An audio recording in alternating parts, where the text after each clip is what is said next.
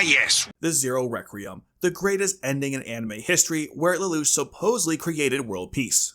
We have dismissed that claim. If you've just watched Code Geass for the first time or the 100th time, hopefully the last part doesn't just apply to me. The topic of the Zero Requiem has probably come up in your discussions or when musing about the series. I'm sure at some point you have considered or read that others consider it to be the greatest ending in anime history. With a reputation like that, it's only natural that there would be some pushback where people are quick to point out everything wrong with the Zero Requiem. You have probably seen a resurgence of this discussion since the debut of Rosa of Recapture. Many argue it invalidates the Zero Requiem, and that's what led to the resurgence. So I think now is as good a time as any to discuss this topic. And what better way to do this than going over why people dismiss the Zero Requiem like our favorite Turian Citadel counselor. Because I think most of these detractors base their opinions on a false understanding of the Zero Requiem, specifically what Lelouch was trying to accomplish. Addressing these complaints is the best way to illustrate that.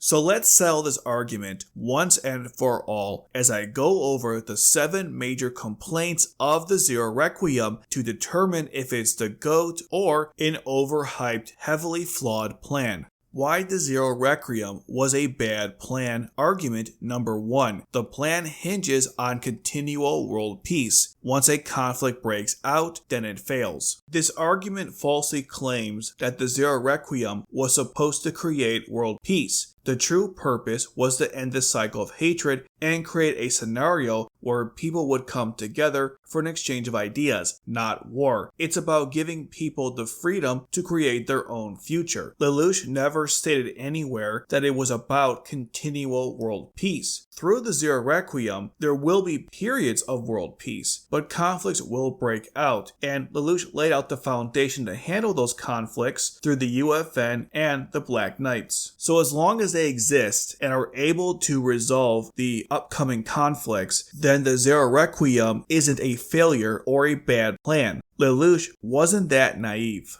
Why the Zero Requiem was a bad plan. Argument number 2. You can't magically end the hatred of the world. The past grudges won't go away after Lelouch dies, despite being the enemy of the world. Lelouch was trying to create a hatred ceasefire, not ending it altogether. That's impossible. When everyone focused their hatred towards him, that created a small window for people to come together. This culminated with his death. Through that, they can create a new system of leadership, so when people go back to hating each other, it won't lead to another Britannian Empire. Remember, Lelouch wanted to end the cycle of hatred, a cycle created and prolonged by the Britannian Empire. Of course, Lelouch would prefer people to end their hatred for one another, but created the UFN because he understands human nature far more than most. According to what I read, the Neo-Britannian Empire formed as a response to the world's mistreatment of Britannians in a post-Zero Requiem world, essentially treating them as they treated others. So you can argue this proved that the Zero Requiem wouldn't work because the UFN essentially is now acting like the Britannian Empire of old. In theory, I agree, but there is missing context, including to what extent are they mistreating the Britannians, why they are doing this, and so forth. Based on the epilogue for the original anime and film number 3 Glorification, there doesn't seem to be any desire from the UFN to exact revenge against Britannia. So if there were cases of this, they would shut that down. Schneisel or Nunnally would be the forefront of handling this. One of the problems with that series is how the writers came up with contrived means to undo the Zero Requiem. They just ignored the 3 recap films and even Resurrection. In other words, just because they said this happened doesn't mean it actually would happen, and that's the problem.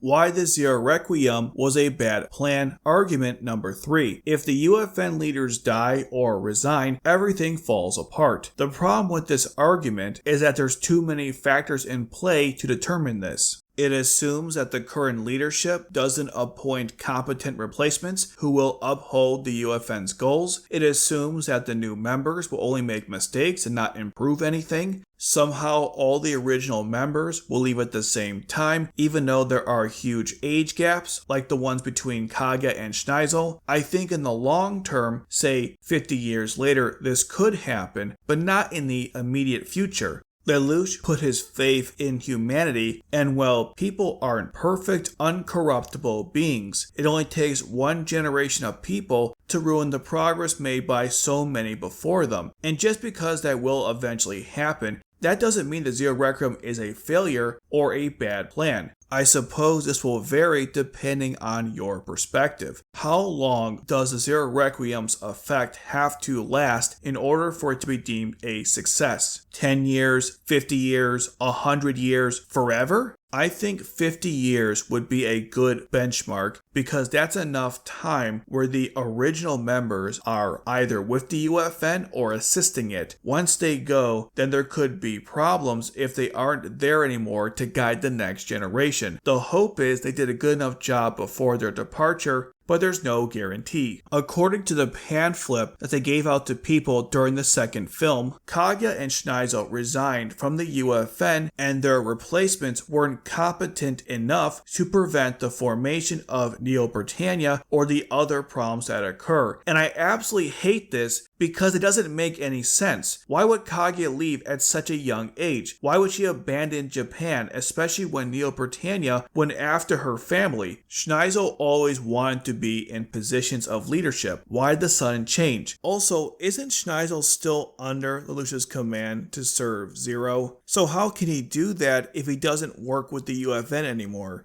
Why would either leave in the middle of a conflict? The pamphlet said they want to live in this new peaceful world, but a conflict breaks out right after resurrection. So even if they left, why wouldn't they come back to help out? Why are the replacements so incompetent? And why aren't the senior members not taking charge here? This whole explanation is just one big pile of contrivances, just like the part about everyone mistreating the Britannians. So frankly, I dismiss this garbage explanation. In general, this is a fair argument, but it relies on too many negative assumptions while constantly moving the goalposts. Despite it having validity, it doesn't prove that the Zero Requiem is a bad idea. Why the Zero Requiem was a bad plan. Argument number 4. It doesn't address things like inequality, hunger, or other similar issues. So while Britannia is broken up, what is to stop the UFN from perpetuating the same problems? These type of arguments treat the Zero Requiem as a one-time fix for everything. World peace, no more hatred, and everything in between is fixed. As I said before, this is a false reading of the Zero Requiem. It's just a catalyst for people to come together and create a better future. Lelouch put into place a system where a pretend empire can never rise again, and if new conflicts arise, they can be resolved quickly without another major war breaking out. In terms of resolving many of these aforementioned issues, Lelouch placed his hopes on those he left behind, many of which are part of the UFN and the Black Knights, individuals who already experienced these things firsthand.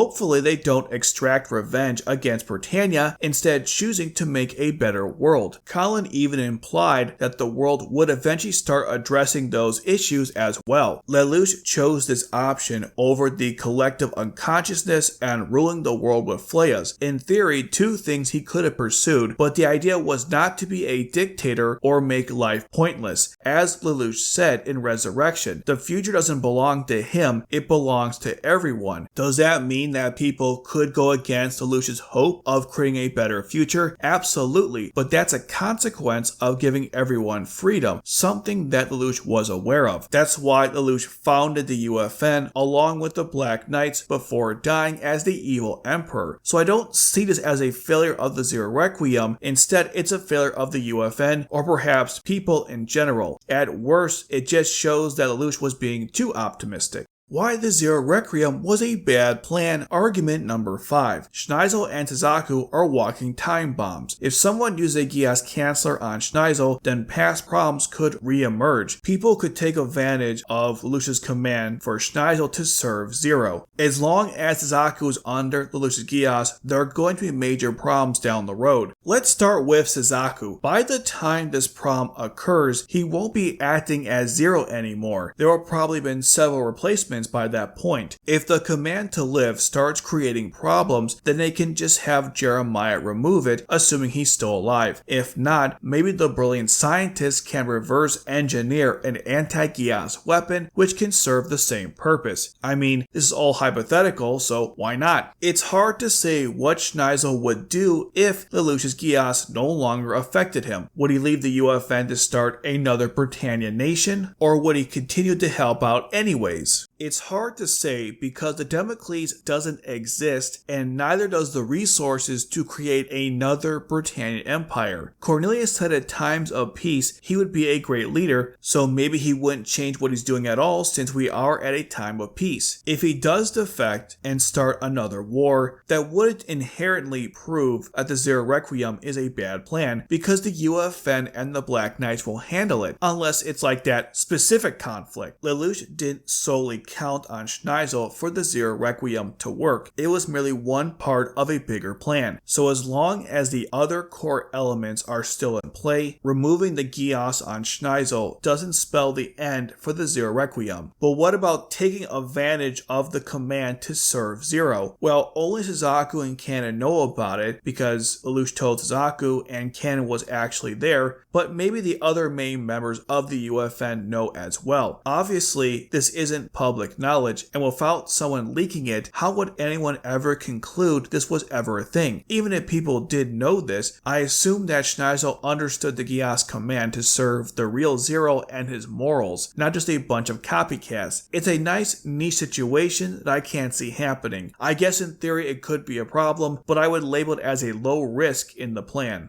Why the Zero Requiem was a bad plan. Argument number 6. Lelouch of the Resurrection and Rosa of the Recapture revealed that it could never work. Let's start with Resurrection. This proved the opposite because the UFN worked with the Black Knights to stop the conflict in Zilkstan with the nation joining them. You can argue that Lelouch will still need to stop Shamna because of her Geass, but that isn't fair since he assumed that destroying the Geass order would be the end of Geass, and C2 never told him about this specific Geass order, probably because she didn't have the knowledge until the film came out. In a sense, Shamna was a plot device created to force Lelouch into the conflict, but take that away and most of this is just the UFN doing its thing. I believe without Lelouch or Shamna, Cornelia could have led a successful operation to rescue Suzaku and Nunnally. The last thing to discuss is Lelouch's resurrection. If dying was an integral part of the Zero Requiem, does resurrecting him ruin it? I would say only on a thematic and character level, but not in the execution of the plan. Lelouch didn't destroy the UFN nor dismantle the Black Knights. He's simply alive despite wanting to die. Moving on to Rosa. This is complicated because at one hand, there seems to be only one conflict which is occurring in Japan, so that shows that the rest of the world is still working together. On the other end, Neo Britannia created another Damocles, the Flea, and have kept the Hokkaido block for over 4 years. Since the UFN and the Black Knights were created to resolve potential conflicts, their inability to stop this one is an issue. Another problem is that this conflict only occurs 3 years after the Zero Requiem. We can't even get a decade of the system working as intended. The reason why this is a failure of the Zero Requiem and not just the UFN is because Lelouch made some mistakes. He didn't remove the plans for the Flea or the Damocles. Despite his best efforts, there are still remnants of the Britannian Empire that want to reform the empire to start another conflict. I guess when Jeremiah was cleaning house, he forgot about Norlon and the other Einberg members. Regardless if the writing makes sense or is contrived, the very existence of it reveals Lelouch's incompetence. So it's a weird situation because in theory, the Zero Requiem should have worked, but Lelouch didn't follow it through completely. That seems more of a failure on Lelouch's end than the plan itself. I'll leave that up to you.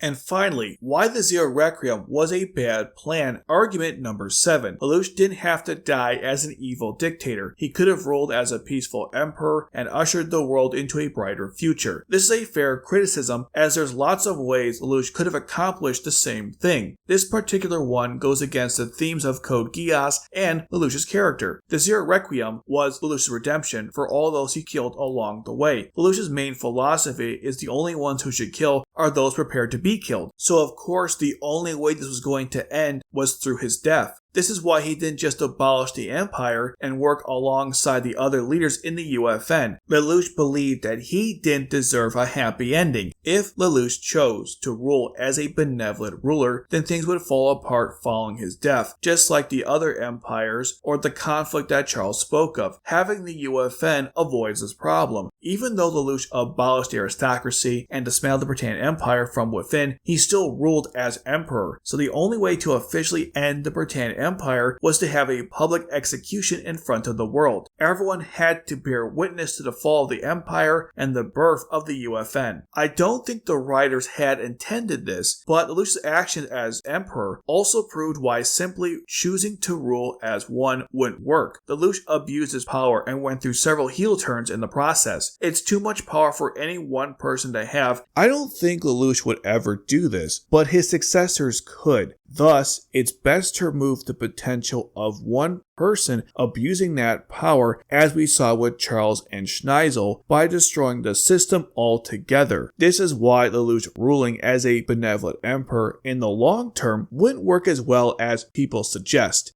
Now, of all the criticisms, this is definitely the best one, but doesn't prove that the Zero Requiem was a bad plan. Just because there are alternative valid solutions doesn't invalidate the one you chose. This is more of backseat driving than anything else. Now that I have debunked the common arguments against the Zero Requiem, it's time for my opinion on the same question. Do I think the Zero Requiem is the GOAT or the Gia? Well, no, I'm not saying it's bad. I think that's obvious based on what I've said before. It's just not my favorite ending. It certainly belongs in the top 10 of all animes, and I state this opinion now, but it could change in the future. In general, my top 10 lists of anything change all the time, depending on recency bias, nostalgia, a bad initial experience, and so forth. Putting that aside, I don't consider it to be the GOAT since it does have some issues. For example, I wish Lelouch officially took credit for the Saz massacre to clear Yuffie's name, and I wish they showed what happened during that time skip. There are smaller issues like that bother me when it comes to the Zero Requiem, so instead of the negative, let me explain why it's still amazing to this day. Let's start with the obvious, the twist. I wasn't alone in gaping at the screen when Lelouch revealed that the whole thing was a setup. It's been done before and since, but this is my favorite version of this plot twist. And despite my issues with Lelouch's actions that were evil and twisted, I did get emotional during that compilation prior to his death. And I still do to this day. My heart was racing during my first viewing of that incredible finale. The show takes you through such an emotional roller coaster of a ride. And not only emotional, but even intellectual, since this ending makes you think about Lelouch's solution. Is this truly the only way to end conflict around the world? Is this the best way to end conflict around the world? This, along with Death Note's and Monster's ending, all live rent-free inside my head, and sometimes Attack on Titan as well. I remember talking with friends and family members about these endings because of their impact on me as a viewer. It was hard to process it all. I even considered the common counter-argument if Lelouch even had to die in the first place. Lelouch could have made the world a better place as emperor. He could have followed a similar but less severe solution like Schneisel's. But years later, I've come to realize that thematically it made sense. As much as I wanted Lelouch to live, and even though there were other options, this is how it had to end. Or I should say, this was the only way it could end. Lelouch's path started with that famous quote, and ended with that famous quote, this time honoring the part of being prepared to die. He went from having the fear of dying, having accomplished nothing, to smiling in the face of death, knowing he saved the world. It's quite poetic when you think about it. I expanded on this in my Eren Yeager vs. Lelouch video, so check that one out if you want to hear more about this. But in short, I really like the execution of the Zero Requiem. Lelouch made sure to move the pieces in place so his sacrifice wouldn't be in vain. I like his perspective in trying to solve the endless conflict and the cycle of hatred. Lelouch looked into systems as the problem, believing that people want a good future and if given the chance they'll make it happen. Lelouch was optimistic as opposed to Schneisel and Charles. I think this is commendable considering that life dealt Lelouch a bad hand. The Zero Requiem will live on as arguably Code Geass's greatest legacy besides Lelouch himself. And even though this new timeline has done significant damage to it, that doesn't change the impact or my feelings of it. I'm glad that from something this bad, it restarted this discussion on the Zero Requiem, which was a good thing. Hopefully, the detractors who watched through the entire video, which I thank you for doing, now understand what the Zero Requiem is and what it isn't, and that was my main goal for this video. But I barely scratched the surface on this topic, like Lelouch's fate in all of this, and to learn more about that, check out this video right here.